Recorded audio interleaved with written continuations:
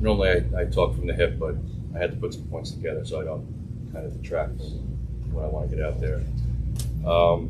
First, I would like to thank everybody for coming out, showing your respect for Gabby.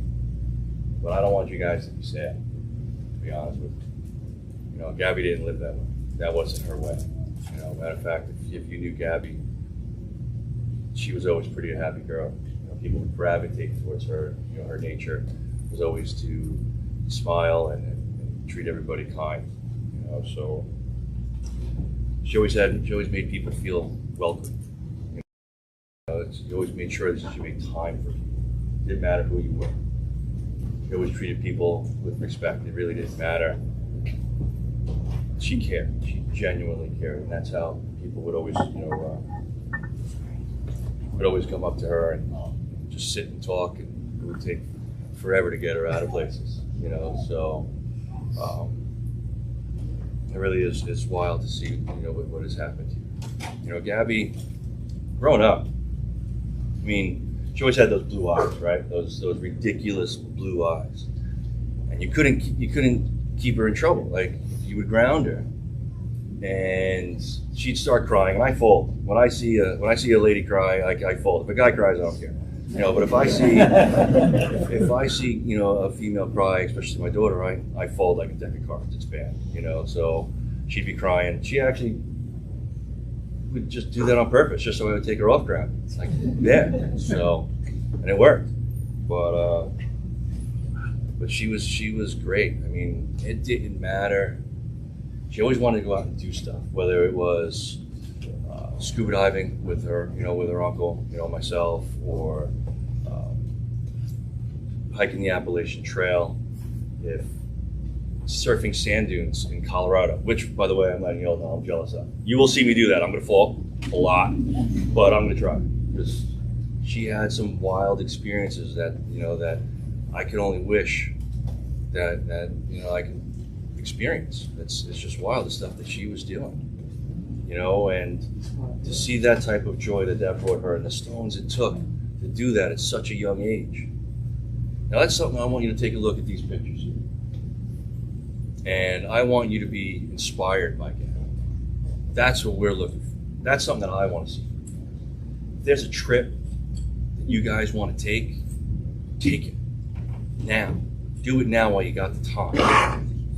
If there's a relationship that you're in that might not be the best thing for you, leave it now. We've got more emails of men and women doing that, taking care of themselves first. Take care of themselves first. And watching that happen and seeing that type of inspiration.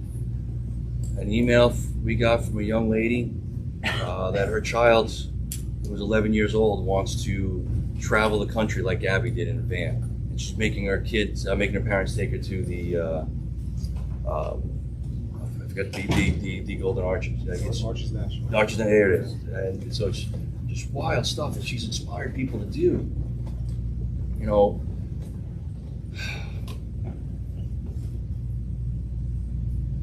Gabby is the most amazing person I've ever met. So if you're going to leave here today, I'm asking that you guys be inspired by the way she treated people. All people.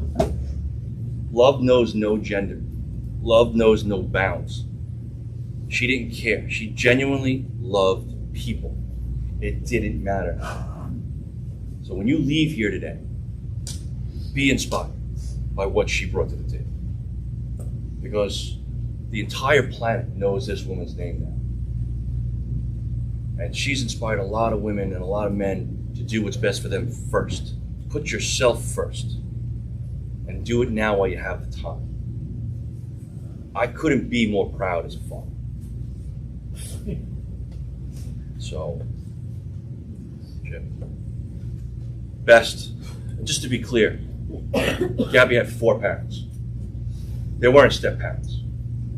She had 4 parents that genuinely loved her as if she was her own. And this man is one.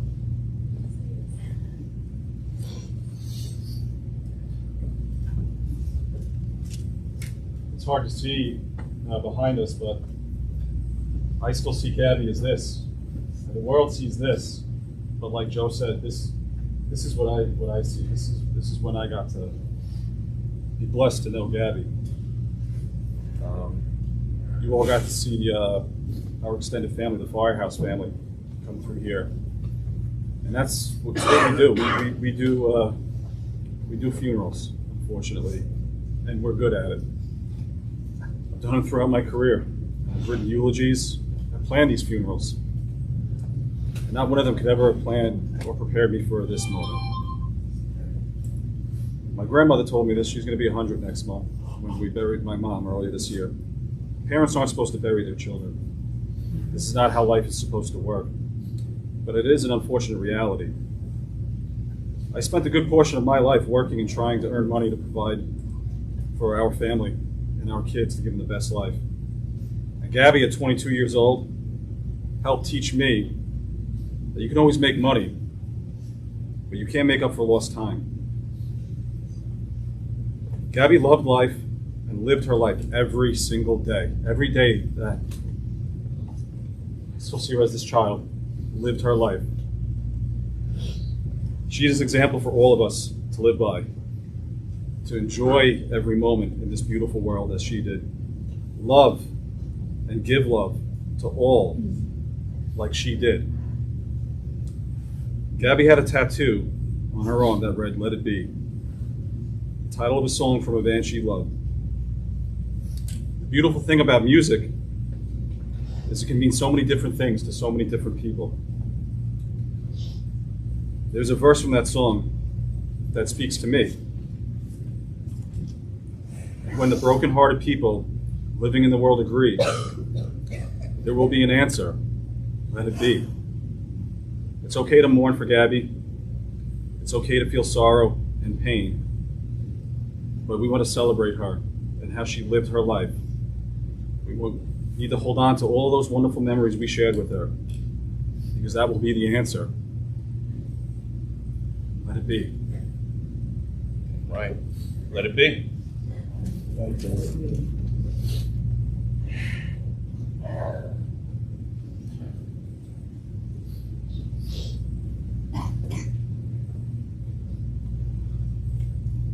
I'm never short of words, but I've been up for days, weeks now with this, and the love and support from everybody, from all across the world, is absolutely amazing.